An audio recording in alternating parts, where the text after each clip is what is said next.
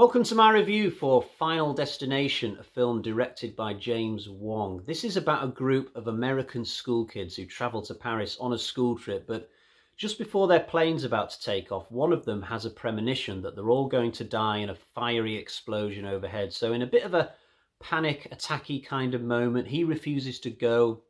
Some of his classmates join him and a teacher. Everybody else plows on regardless, but as soon as the plane's in the air, kaboom! Everybody dies. The premonition was correct. But if the survivors thought their troubles were over at this point, they were dead wrong, because the Grim Reaper or Death or whoever's behind this doesn't take too kindly to the fact that these guys have essentially cheated death. So for the rest of the movie, they all start dying one by one in random accidents, a bit like the characters from The Omen, if you've ever seen that. Now, I feel something of a pang of nostalgia about Final Destination because it came out when I was a freshman at university. It's a time of my life I distinctly remember very, very well. I can even remember talking about this film and its plot with a friend in the pub, and it is a really good story. It could have been a novel. I mean, even if you go into this film armed with everything I've told you so far, there's still so much to discover. Between each kill, the characters are theorizing about who might be next and how they can find out who might be next and how they can ultimately cheat death again. It's really good. The characters are a bit stereotype-ish. You know, you've got the jock who's always wearing a sports shirt, the blonde girl who doesn't know her arse from her elbow, the too serious hero, the girl next door who might be a love interest. But there is one standout, which is Carter, played by Kerr Smith. He plays this really aggressive guy who's always spoiling for a fight, and he copes the least well out of everybody when it comes to this situation. But that's what makes him so riveting to watch. You can see the anguish growing on his face scene by scene as he comes to terms with what's happening, and it's a great performance by Kerr Smith. I think he was like 27, 28 when he played this role, even though he's meant to be a character that's like 19, but he's very, very good. Also excellent is Tony Todd as this mortician character. Even though he's only in one scene, he starts prophesizing in a really poetic way, but it's sort of suspicious because he seems a bit too clued in as to the travails of the characters he's talking to, which kind of makes you think that maybe he's meant to be the Grim Reaper in disguise, possibly just messing with these kids, but you sort of have to make your own mind up. One of my favourite scenes in the film is when Alex, the main character, first arrives at the airport, because as anybody who's afraid of flying will know, and I'm one of those people, some of the stuff he does as he's walking from the terminal to the plane is very, very true to real life. So you know that tubed tunnel thing that you have to go through that's sort of raised off the ground, and then you step from that to the plane? Well, he looks through the crack down at the floor as if he's having some sort of vertigo moment, and I do exactly the same thing when I'm getting on a plane. And when he's walking to his seat, he's puffing his cheeks out and immediately turning the air conditioner on. And that's me. I do exactly the same stuff. This film is speaking to me. There used to be this guy who played for this football club in London, and whenever his team were playing in Southern Europe somewhere, he would spend 2 days driving across Europe because he was so afraid to fly. He would refuse to get on a plane. His teammates would just get there in 2 hours by plane. This film does a really clever thing, and spoilers ahead now, it doesn't show Alex falling asleep to have his premonition. So for a while, we think the plane has taken off for real when it hasn't, and we're in the middle of this whole explosion. It must have cost quite a bit of the budget just in this one bit, but yeah, we think they're dying for real, and we're thinking, well, surely one or two of them will get off the plane somehow. We don't have a film, and then he wakes up and it was all a dream, and that's when he starts having his panic attack. But it's a really good moment. That it's really well filmed.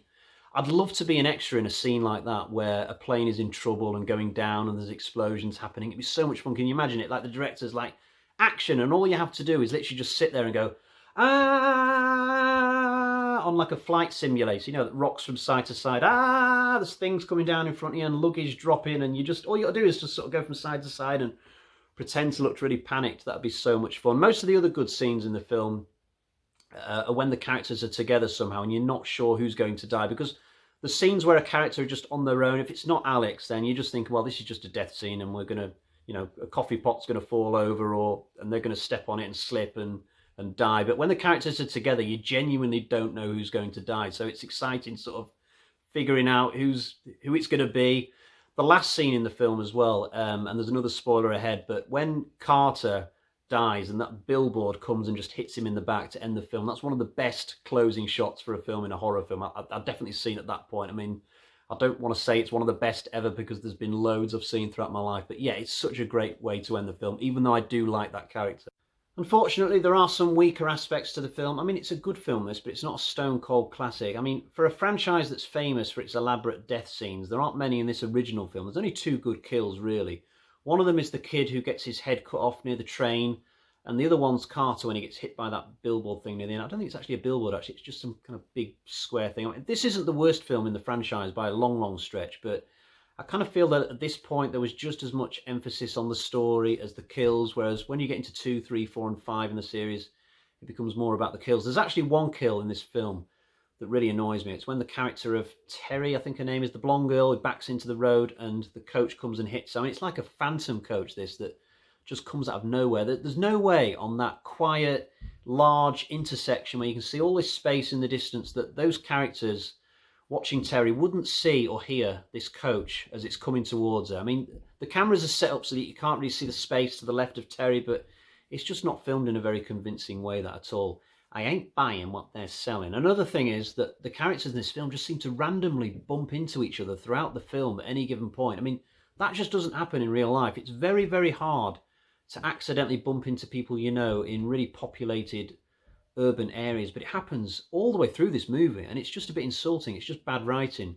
Also, the scene at the end, as much as I like the closing shot with Carter getting hit by the thing, I kind of have to ask the question, why has Death given them 6 months leeway? I mean, why did he not just carry on going for these people, you know, without pausing? Why 6 months off? And come to think of it, what are they doing back in Paris? Is that a thing, by the way? Do all American schools let you go to Paris as kind of a present in your last year of high school or something? Because this happened in Spider-Man Far From Home, but it's not something we get in the UK. The furthest I ever went for a school trip was an hour down the road to go to this car factory, and that was just a day trip. It was there and home, so I'd be curious to know that, because I would have loved to have gone to Paris when I was at high school. But anyway, I'm getting off topic. Another thing that I didn't like in this film was the way that Alex gets treated after the plane crash, because everybody starts treating him like crap. Parents, the teacher, the FBI, his friends. I mean, he's just saved 7 lives. Why are they treating him that way? The FBI I can understand to a point, but certainly the teacher should not be acting that way towards him. It breaks the code of conduct, definitely. And it's not like I'm even that hot on the Alex character. He's okay, but he's a bit boring at times. Same with the Ali Larter character. I think she was a much better actress in the Resident Evil films a few years down the line. She was just more confident by that point. But yeah, there are quite a few negatives about this film, unfortunately. I will finish off, though, with sort of a positive, which is by mentioning the scene where Alex thinks it's his turn next, so he hides in this like fishing shack place and Death proofs the apartment so that there's nothing in there that can kill him, even accidentally, and he's got gloves on and he's eating with like a plastic spoon food from this little tin, and it's really pathetic. I mean, you sort of look at him and think, yeah, you've beat Death, but now what? You're just going to sit on that stool for 50 years? I mean, that would have been a good closing shot for the film, actually, just having him sat there and then looking at the camera and sort of smiling like... And then the irony is like, well, yeah, okay, now what? You're just going to sit there like that forever? But if we'd ended the film that way, then we wouldn't have had the big death with Carter, so I don't know. So overall, my closing thoughts are that this is it's a really classic film in my life without actually being brilliant when you fully evaluate it, which is obviously what I've just done for the first time this week in a proper way, because I'm doing a review. So let's get to the bag of terror and find out what sort of score we've got for the original Final Destination.